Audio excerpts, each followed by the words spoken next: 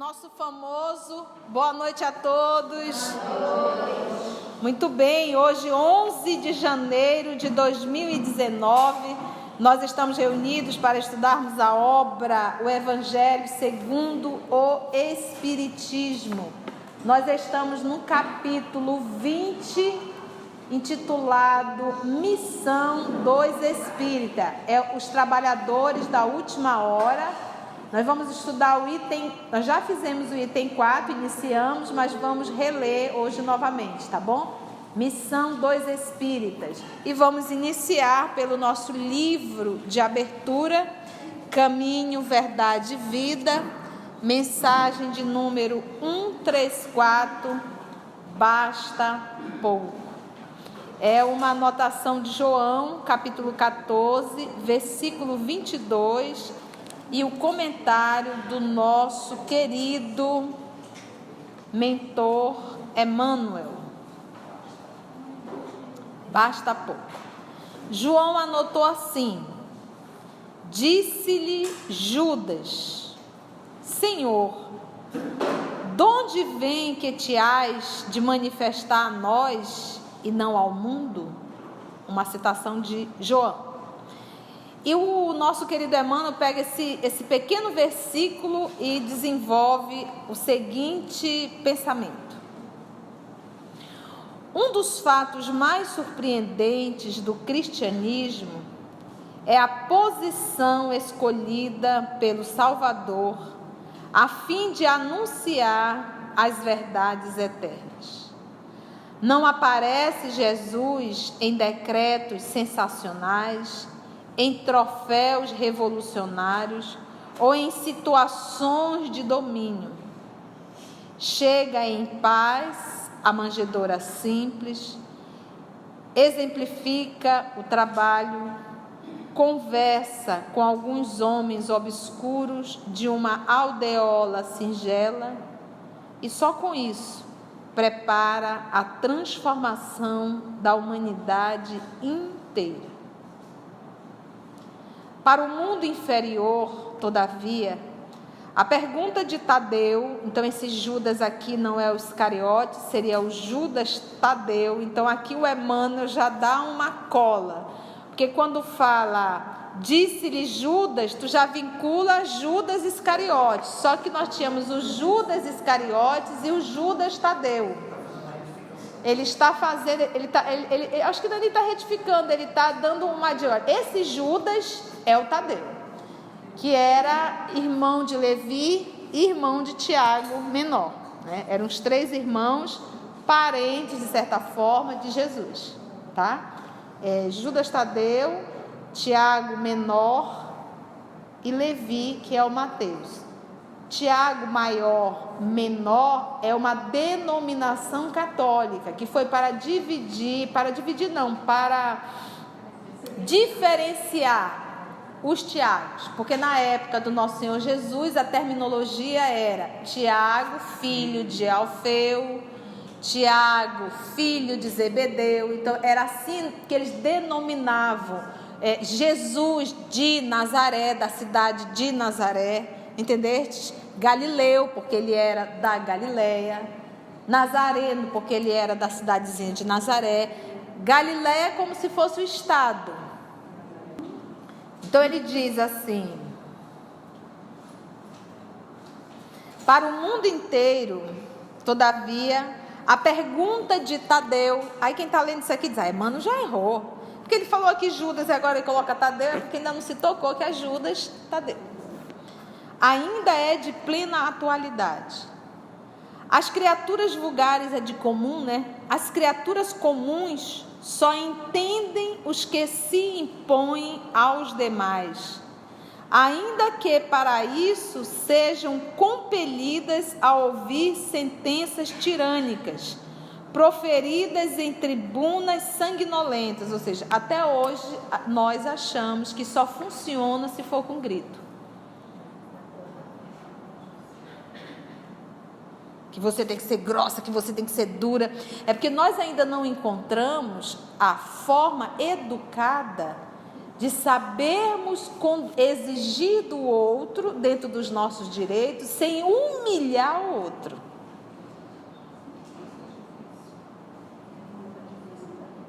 Entendeu? A nossa própria posição, principalmente quando nós temos subalternos, nós nos colocamos numa condição de achar que nós somos proprietária do outro. Regime de escravidão não existe mais.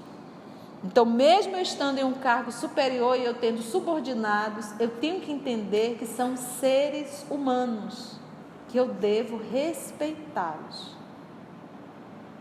E mesmo que ele esteja num cargo inferior, às vezes chamar senhor e senhora.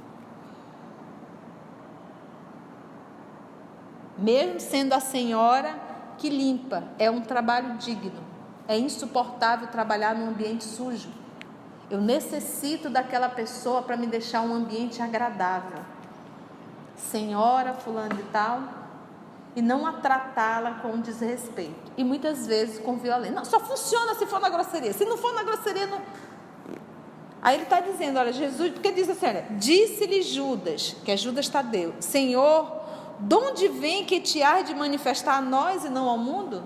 Mas você toca o terror no mundo, mas não a nós, né? Tipo assim, vamos resolver. E aí ele vem fazendo, um dos fatos mais surpreendentes do cristianismo é a posição escolhida pelo Salvador. Qual foi a posição dele? A fim de anunciar as verdades eternas. Qual foi a posição? Não aparece Jesus em decretos sensacionais, em troféus revolucionários, ou em situações de domínio. Ele não escolheu nada. Nada que desse a ele poder, para poder dominar. Porque às vezes a gente busca o poder para dominar. As criaturas então comuns só entendem os que se impõem aos demais, ainda que para isso sejam compelidas a ouvir sentenças tirânicas, proferidas em tribunais sanguinolentos. Apenas compreendem espetáculos que ferem a visão e gestos teatrais dos que dominam por um dia para sofrer amanhã o mesmo processo transformador imposto ao mundo transitório ao qual se dirige. Porque o que eu faço hoje para com o outro, eu volto ao contrário, do outro lado, para me sentir na pele que eu fiz o outro passar.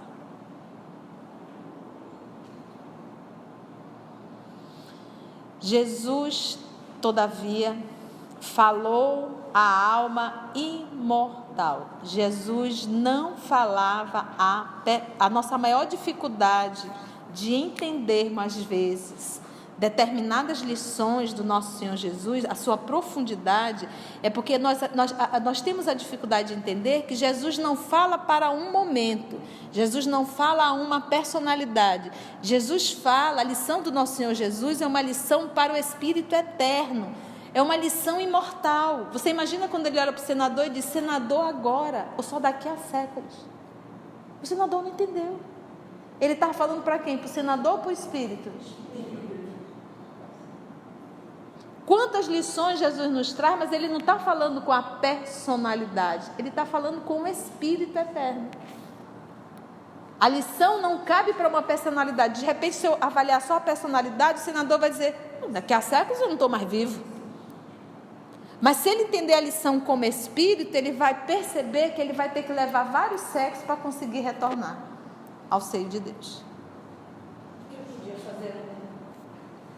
Ou daqui a séculos. E lembra que o senador Públio, ele poderia ter mudado toda a história, porque ele era maior que Pilatos. Pilatos era um governador, ele era o senador. Ele apenas não quis interferir na atitude do colega. Como às vezes a gente tem determinadas situações que o colega superior está vendo que está errado, mas para não haver um conflito com o que o colega fez, prefere silenciar. Mas realmente o senador poderia ter mudado, né? Mas isso já estava programado, já iria acontecer de outra forma. É isso que nós temos que entender sempre, Beth. Estava programado que a gente diz, há uma previsão.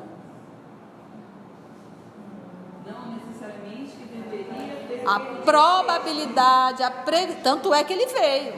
Eu disse, eu vou ensinar, eu vou explicar, mas é previsão. Quando a gente lê o Antigo Testamento, ele fala de toda uma previsão. Olha, a previsão é que vai chover, mas pode não chover. Porque nós temos livre-arbítrio. Então, quando nós falamos assim, estava programado e não haveria como mudar, aí, por exemplo, estava programado que Judas ia traí-lo, Judas reencarnou, olha, você vai reencarnar e a sua missão é trair Jesus? Isso ele não escolheu mesmo. Mas para tudo, a mesma forma não estava programado o senador Públio negar.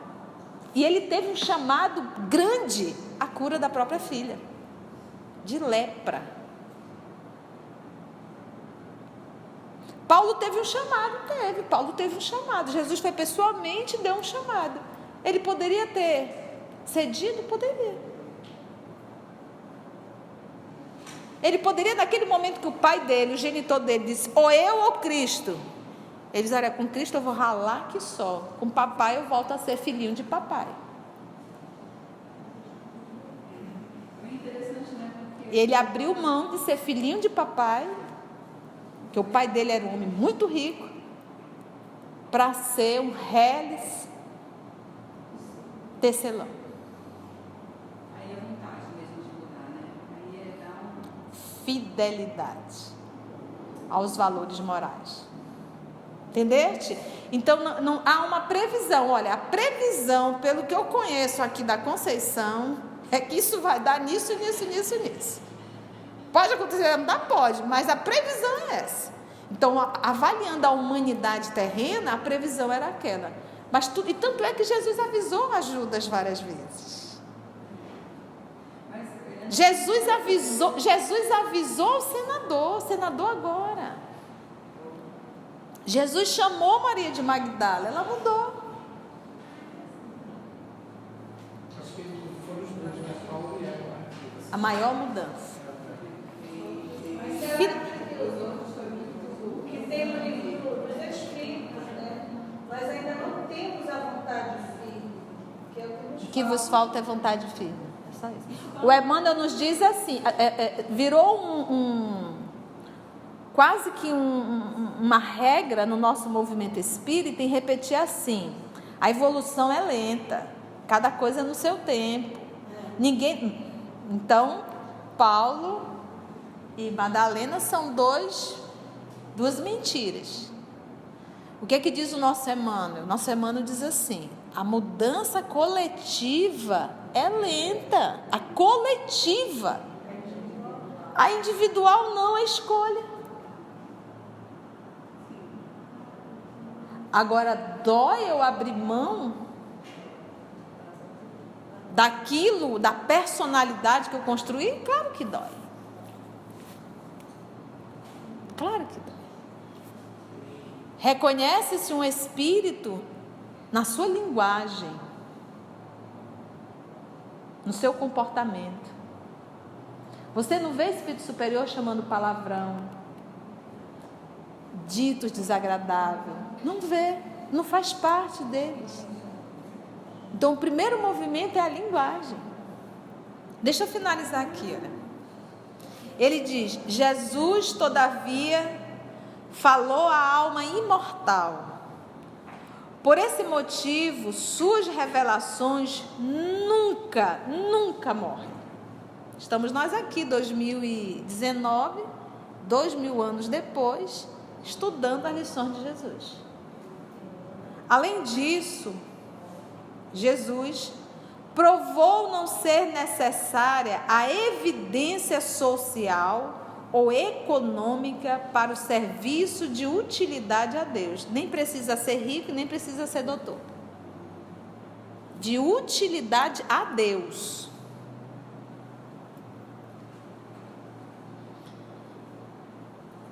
Para o serviço de utilidade a Deus, demonstrando ainda não ser para isso indispensável a cidade com as arregimentações e recursos faustosos. Bastarão os princípios edificantes e simples, uma aldeota sem nome e alguns poucos amigos. O portador da boa vontade sabe que foi esse o material com que o Cristo iniciou a remodelação da vida terrestre.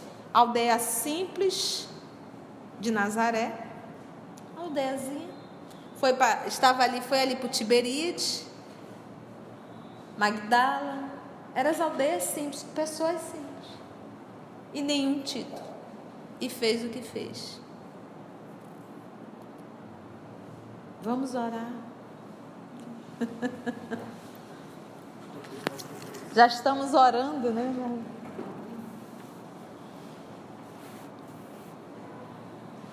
Querido amigo de nossa vida, quando estudamos as lições do teu Evangelho, a imagem que vem em nossa mente é a parábola do semeador. A função do semeador é jogar as sementes. E a terra representa a oportunidade de crescer, florescer e dar frutos, caso essa terra esteja preparada, removida e revolvida, arada. Uma terra parada, sem movimento, endurece, resseca, fica endurecida ao extremo, dificultando qualquer semeadura. Esse movimento, esse arar, são as dificuldades do dia a dia, são as lutas diárias que fazem com que a nossa terra se movimente e fique bem mais preparada para receber a semente. Que não nos falte, Senhor, esse arado, esse arar, para que a nossa terra nunca venha a endurecer pela preguiça, pela acomodação ou por qualquer comportamento daquele que não está no movimento de progresso. Nós te agradecemos a oportunidade de reflexão e que ainda uma vez mais os amigos espirituais possam nos auxiliar no estudo do Evangelho. Muito obrigada, Senhor da vida. Somos espíritas? Então ele vai falar com a gente, né? Então vamos ver qual é a nossa missão. Não mais vos assusteis. As línguas de fogo estão sobre as vossas cabeças. Vale ressaltar que ele está falando aqui, quando ele diz lá a missão dos espíritos, ele diz assim, ó, não escutais já o ruído da tempestade que há de arrebatar o velho mundo e precipitar no abismo do nada o conjunto das inquietudes terrenas? Bem dizei o Senhor, vós que haveis posto a vossa fé na sua soberana justiça e que novos apóstolos da crença revelada pelas vozes proféticas superiores e despregar o novo dogma da reencarnação e da elevação dos espíritos, conforme tenha cumprido, bem ou mal, suas missões e suportado suas provas terrestres. Não mais vos assusteis. As línguas de fogo estão sobre a vossa cabeça. Língua de fogo, ele está se referindo aqui, acho que nós até estudamos isso o estudo passado, ele está se reportando aqui quando os discípulos estavam indo fazer a comemoração do Pentecoste judaico. E ali eles entraram meio que em um transe e cada um ficou falando em línguas diferentes e eles chamavam uma língua de fogo, caiu sobre a cabeça. Então, quando você está na condição de um trabalhador espírita, verdadeiro, e você se avora ao trabalho do Senhor, sem estar envolvido de qualquer sentimento de interesse ou vaidade, uma língua de fogo cairá sobre você, e você irá falar como nunca falaste antes.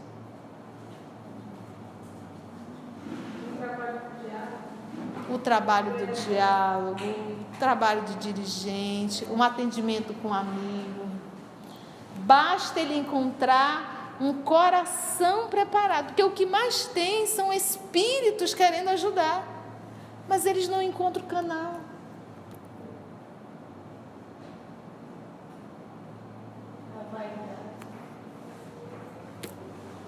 Aí ele vem aqui, olha.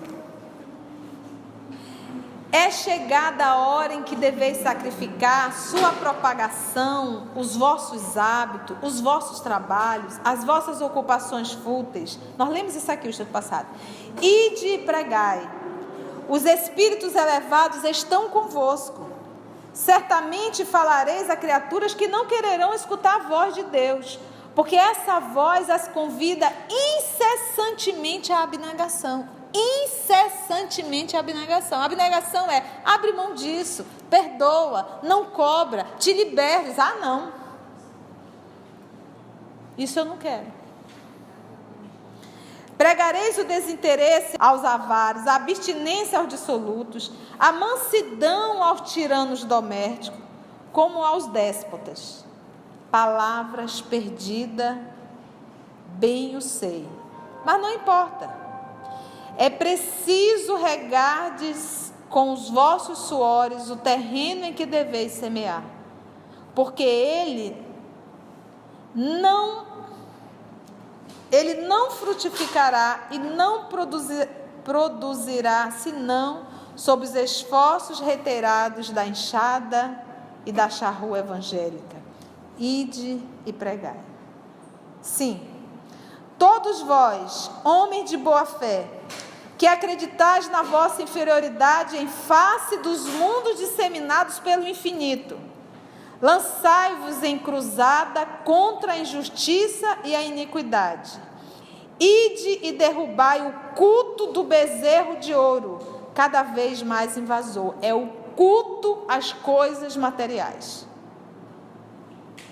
O Deus que tu adora, que tu cultua, é o Deus que tu serve.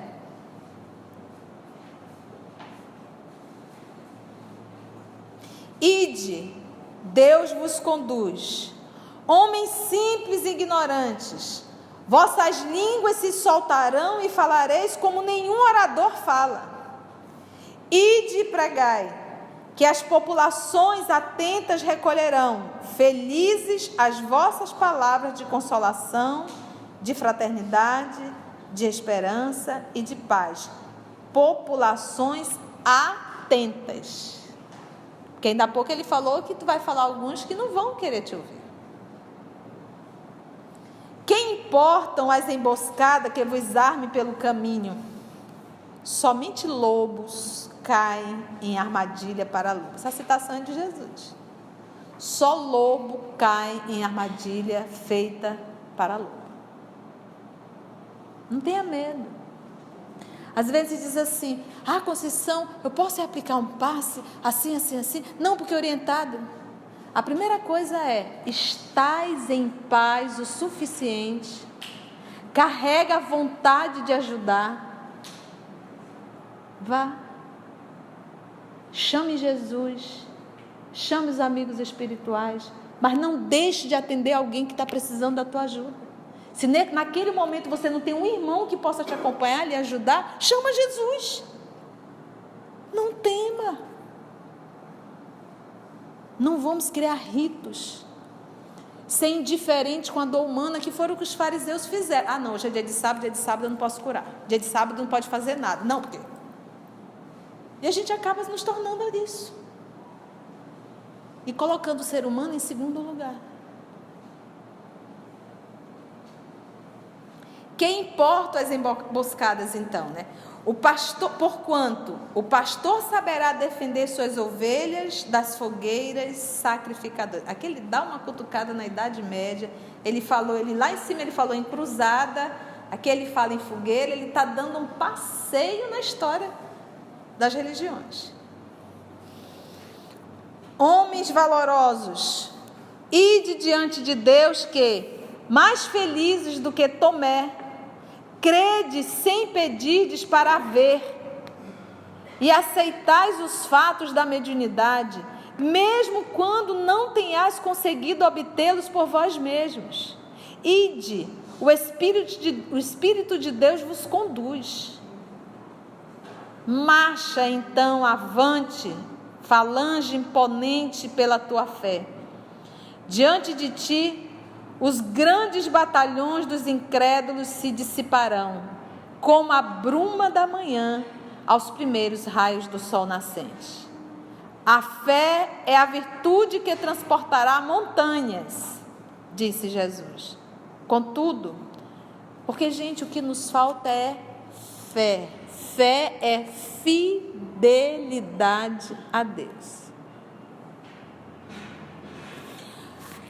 O meu desespero, o medo, é a falta de fé em Deus. Fé é: Senhor, se eu tiver de levar uma lapada, eu levo. Jesus entregou a vida, por que eu não posso levar só uma lapada? Por um acaso eu sou algum quindim? E eu que sou mais enrolado do que ele? Se eu tiver de morrer, eu morro. Faz parte. Afinal de contas, eu vou só largar um corpo, mas eu vou continuar viva. É isso que nos falta.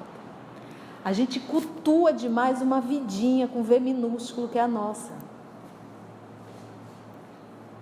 Então essa certeza da vida futura que era o que os cristãos tinham. É só negar e vocês estarão soltos. Não negavam. Iam para o circo queimar. Deixava aqueles leões africanos sem se alimentar 2, 3 dias. E eles sabiam. E eles entravam cantando. Sabe por quê? Porque eles tinham certeza da vida após a morte. Nós não temos. Estudamos a reencarnação, estudamos tudo. Nós achamos, então acha assim, perder alguma coisa nessa encarnação? O quê? Vai chegar uma hora a gente vai ter que deixar tudo e todos. Por que cultuar as coisas transitórias? Tudo a gente deixa. Só não a fé. Então essa fé é a fidelidade. Fidelidade é confiança. Eu não vou trair Deus. Porque quando eu deixo de confiar nele, eu estou desconfiando dele. Porque, de certa forma, ele me desamparou. Deixei de ser fiel a ele.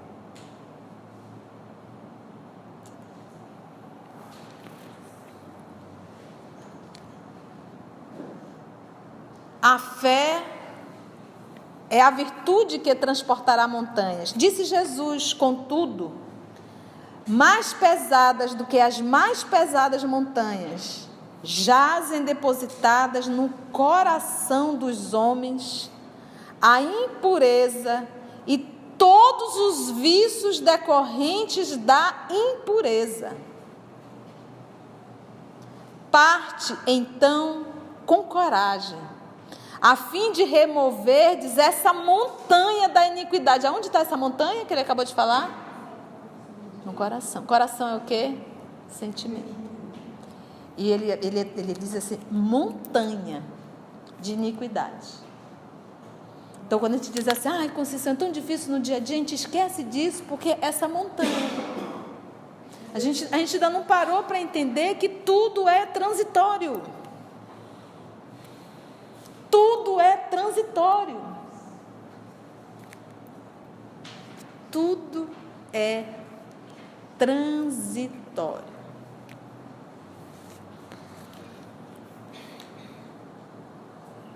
a fim de remover dessa montanha de iniquidade que as futuras gerações só devem conhecer como lenda. Você imagina, eu fico pensando, às vezes eu vejo algumas reportagens dos presídios, que nós, por sinal, tratamos com muito ódio no nosso coração, sem entender que são doentes, que precisam de tratamento. Daqui a alguns séculos, o futuro vai olhar para trás e vai dizer, como é que tratava os doentes? Menino, enfiava tudo numa grade, era um monte só assim. Era um sanitário só, uma falta de higiene só, um chuveiro, e eles passavam o dia inteiro trancados. Às vezes tinha televisão, colocavam lá e ficavam sem fazer nada. A gente vai achar isso algo do jeito que a gente ora os gladiadores. Mas que naquela época era legal. Hoje ainda tem gladiadores. Tem famílias que ainda se reúnem, que sentem prazer em assistir dois seres humanos se batendo, se esmurrando. Sangra. Quando eu vejo um ser humano ainda nessa condição, eu leio assim, o quanto aquele ser ainda é primitivo, o quanto ainda está longe das emoções, dos sentimentos de vida. Porque como eu posso sentir prazer em ver dois irmãos se chicotearem? Mas temos. Então, eu devo criticar? Não, eu tenho que respeitar, mas eu tenho que saber com quem eu estou lidando. Porque eu não posso esperar de um ser nessa situação emoções que ele ainda não tem capacidade de sentir. Porque está muito mais próximo do animal primitivo do que do reino angelical. Você imagina Jesus sentado à frente de uma televisão assistindo? Marca-se reunião familiar para assistir. Sim, as perturbações morais e filosóficas vão arrebentar em todos os pontos do globo. Olha aí, essa obra é de 1800 e essa mensagem é de 1863. Olha o que nós estamos vivendo hoje, em 2019. Aqui, ó. Sim, as perturbações morais e filosóficas. Pelo amor de Deus, o povo vem com cada filosofia que tu fica olhando. Hã? Como? Espera lá, não entendi. E é moral. Vão rebentar em todos os pontos do globo. E rebentou. Aproxima-se a hora em que a luz divina aparecerá sobre os dois mundos, físico e espiritual. Ide, pois, e levai a palavra divina aos grandes que a desprezarão, aos eruditos que exigirão provas, aos pequenos e simples que aceitarão, porque é principalmente entre os mártires do trabalho, olha como ele coloca, mártires do trabalho, porque você trabalhar para ganhar 20, 30, 40 mil é uma coisa, mas você trabalhar um mês inteiro ralando para ganhar 900 e poucos reais, isso é um mártir. Você sair de casa para você ganhar 30, 40 mil dá prazer, mas sair de casa para ganhar R$1.000 é um mártir. Quando vai ganhar os seus 20, 30 mil. Por isso é que ele colocou os simples aqui, ele usou o termo mártir. É Erasto. É Erasto essa mensagem. Tinha que ser.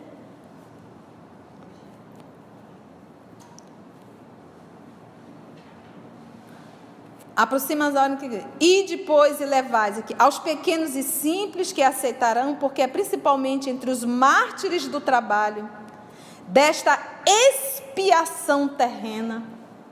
Expiação. São duas coisas diferentes, expiação e provação.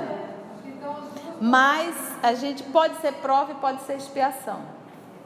Mas quase sempre, quando vem em condição de miséria, é expiação.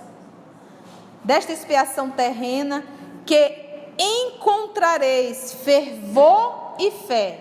Porque essa tradução é do Evandro Noleta, ele deve ter feito já algumas correções. Desta expiação terrena, que encontrareis fervor e fé. É aquilo que nós falamos em nossa oração. Uma terra, para se tornar produtiva, ela tem que ter sido removida, revolvida, movimentada, arada. Esse movimento, você imagina o arado, aquele negócio que finca e rasga a terra.